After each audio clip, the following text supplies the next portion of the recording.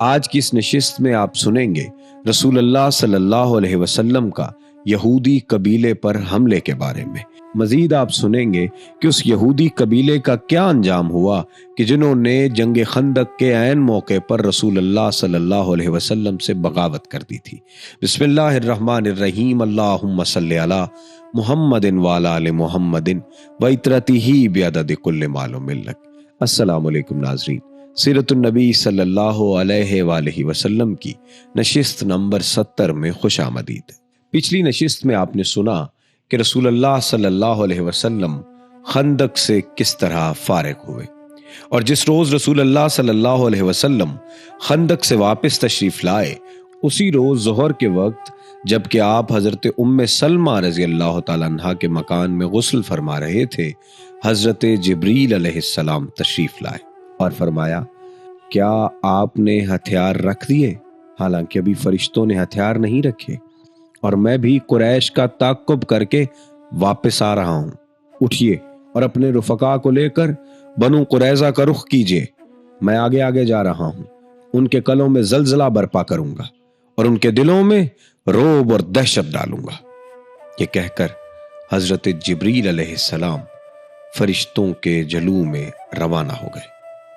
ادھر رسول اللہ صلی اللہ علیہ وسلم نے ایک صحابی سے منادی کروائی کہ جو شخص سمع و طاعت پر قائم ہے وہ عصر کی نماز بنو قریظہ ہی میں پڑھے گا۔ اس کے بعد مدینے کا انتظام حضرت ابن ام مکتوم کو سونپا اور حضرت علی کرم اللہ وجہ الکریم کو جنگ کا پھریرا دے کر آگے روانہ فرما دیا۔ وہ بنو قریظہ کے قلعوں کے قریب پہنچے تو بنو قریظہ نے رسول اللہ صلی اللہ علیہ وسلم پر گالیوں کی بوچھاڑ کر دی، نعوذ باللہ۔ اتنے میں رسول اللہ صلی اللہ علیہ وسلم بھی مہاجرین و انصار کے جلو میں روانہ ہو چکے تھے۔ آپ نے بنو قریظہ کے دیار میں پہنچ کر انا نامی ایک کنویں پر نزول فرمایا۔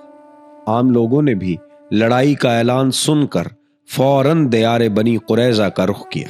راستے میں عصر کی نماز کا وقت آ گیا تو بعض نے کہا، ہم جیسا کہ ہمیں حکم دیا گیا ہے بنو قریظہ پہنچ کر ہی عصر کی نماز پڑھیں گے۔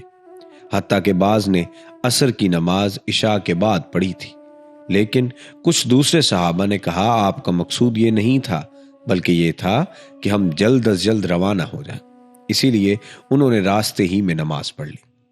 البتہ جب رسول اللہ صلی اللہ علیہ وسلم کے سامنے یہ قضیہ پیش ہوا تو آپ نے کسی بھی فریق کو سخت سست نہیں کہا۔ بہرکیف مختلف ٹکڑیوں میں بٹ کر اسلامی لشکر دیار بنو قریظہ میں پہنچا اور نبی صلی اللہ علیہ وسلم کے ساتھ جا شامل ہوا۔ پھر بنو قریظہ کے قلعوں کا محاصرہ کر لیا گیا۔ اس لشکر کی کل تعداد 3000 تھی اور اس میں 30 گھوڑے تھے۔ جب محاصرہ سخت ہو گیا تو یہود کے سردار کعب بن اسد نے یہود کے سامنے 3 متبادل تجاویز پیش کی۔ نمبر 1، یا تو اسلام قبول کر لیں اور محمد کے دین پر داخل ہو کر اپنی جان، مال، بال بچوں کو محفوظ کر لیں۔ کعب بن اسد نے اس تجویز کو پیش کرتے ہوئے یہ بھی کہا کہ واللہ تم لوگوں پر یہ بات واضح ہو چکی ہے کہ وہ واقعی نبی اور رسول ہیں، اور وہی ہیں جنہیں تم اپنی کتاب میں پاتے ہو۔ نمبر 2، یا اپنے بیوی بچوں کو خود اپنے ہاتھوں سے قتل کر دیں، پھر تلوار سونت کر نبی صلی اللہ علیہ وسلم کی طرف نکل پڑیں اور پوری قوت سے ٹکرائیں۔ اس کے بعد یا تو فتح پائیں یا سب کے سب مارے جائیں۔ نمبر 3، یا پھر رسول اللہ صلی اللہ علیہ وسلم اور صحابہ کرام پر دھوکے سے ہفتے کے دن پل پڑیں، کیوں کر انہیں اطمینان ہوگا کہ آج لڑائی نہیں ہوگی۔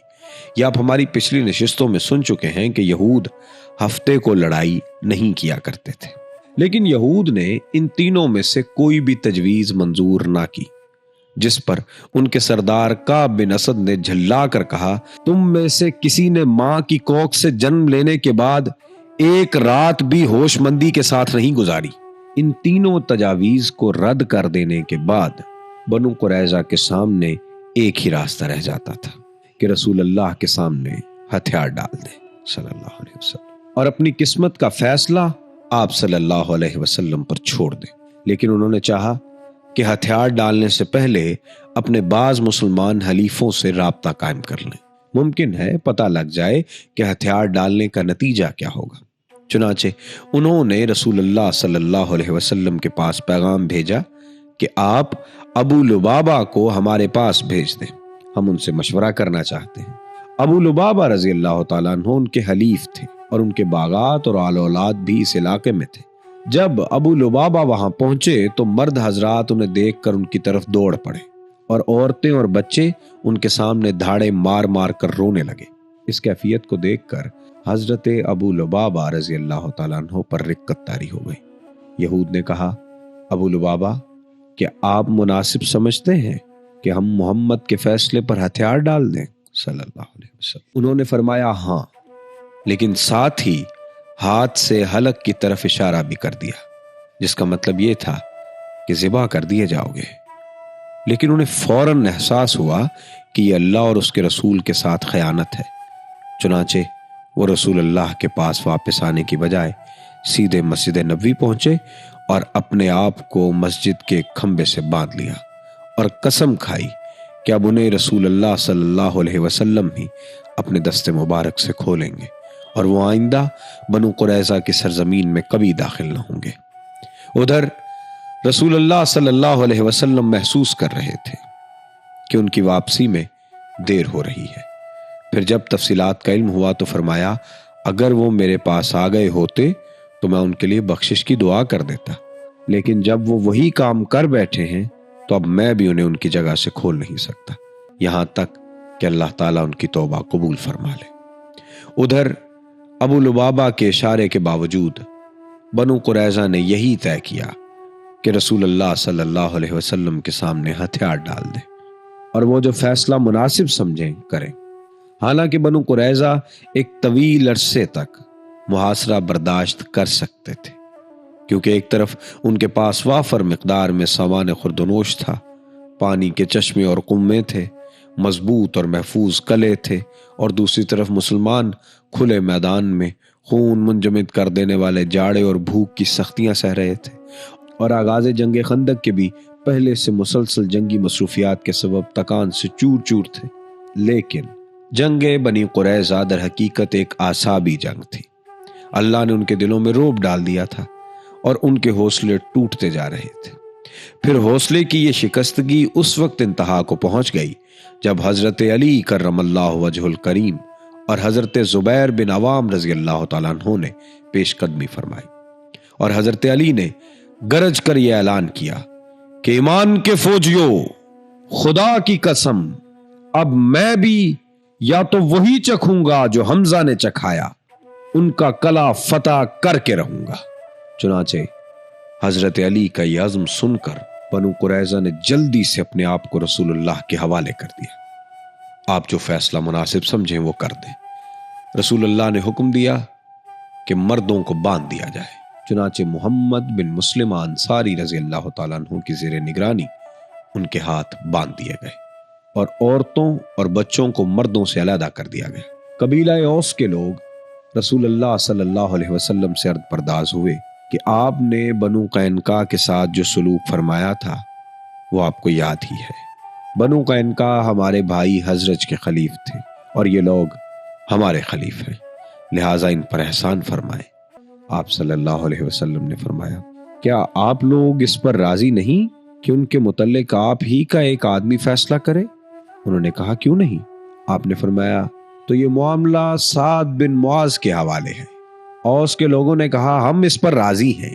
اس کے بعد آپ نے حضرت سعد بن معاذ کو بلا بھیجا۔ وہ مدینہ میں تھے، لشکر کے ہمراہ تشریف لائے تھے، کیونکہ جنگ خندق کے دوران بازو کی رگ کٹنے کے سبب زخمی تھے۔ انہیں ایک گدھے پر سوار کر کے رسول اللہ کی خدمت میں لایا گیا صلی اللہ علیہ وسلم۔ جب قریب پہنچے تو ان کے قبیلے کے لوگوں نے انہیں دونوں جانب سے گھیر لیا اور کہنے لگے، سعد، اپنے حلیفوں کے بارے میں اچھائی اور احسان سے کام لیجیے گا۔ رسول اللہ صلی اللہ علیہ وسلم نے آپ کو اس لیے حکم بنایا ہے کہ آپ ان سے حسن سلوک کریں گے۔ مگر وہ چپ چاپ تھے، کوئی جواب نہ دے رہے تھے۔ جب لوگوں نے گزارش کی بھرمار کر دی تو بولے، اب وقت آ گیا ہے کہ سعد اللہ کے بارے میں کسی ملامت گر کی پرواہ نہ ہو۔ یہ سن کر بعض لوگ اسی وقت مدینہ آ گئے اور قیدیوں کی موت کی خبر پھیلا دی۔ اس کے بعد حضرت سعد نبی صلی اللہ علیہ وسلم کے پاس پہنچے تو آپ نے فرمایا اپنے سردار کے استقبال کے لیے اٹھ جاؤ۔ لوگوں نے جب انہیں سواری سے اتار لیا تو آپ صلی اللہ علیہ وسلم نے فرمایا اے سعد، یہ لوگ تمہارے فیصلے پر اترے ہیں۔ حضرت سعد نے کہا میرا فیصلہ ان پر نافذ ہوگا؟ لوگوں نے کہا جی ہاں۔ انہوں نے کہا مسلمانوں پر بھی؟ لوگوں نے کہا جی ہاں۔ انہوں نے پھر کہا اور جو یہاں ہیں ان پر بھی؟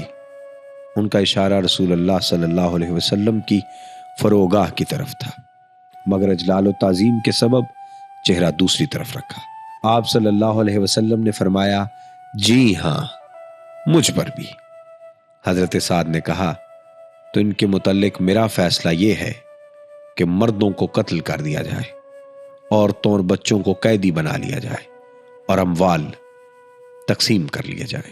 رسول اللہ صلی اللہ علیہ وسلم نے فرمایا تم نے ان کے بارے میں وہی فیصلہ کیا ہے جو 7 آسمانوں کے اوپر سے اللہ کا فیصلہ ہے۔ حضرت سعد کا یہ فیصلہ انتہائی عدل اور انصاف پر مبنی تھا، کیونکہ بنو قریظہ نے مسلمانوں کی موت و حیات کے نازک ترین لمحات میں جو خطرناک بدعہدی کی تھی وہ تو تھی ہی، اس کے علاوہ انہوں نے مسلمانوں کے خاتمے کے لیے 1500 تلواریں، 2000 نیزے، 300 زرہیں اور 500 ڈھالیں مہیا کر رکھی تھی، جن پر فتح کے بعد مسلمانوں نے قبضہ کیا تھا۔ ناظرین، یہ وہی یہود کا قبیلہ ہے کہ جنہوں نے رسول اللہ صلی اللہ علیہ وسلم کے ساتھ پہلے عہد و پیمان کیا مگر بعد میں مکر گئے، رسول اللہ صلی اللہ علیہ وسلم کی ذات کو گالیاں دی، یہاں تک کہ جو جنگی سامان میں نے عرض کیا وہ تمام کا تمام جنگی سامان کافروں کو فراہم بھی کیا تاکہ وہ مسلمانوں کے خلاف لڑ سکیں۔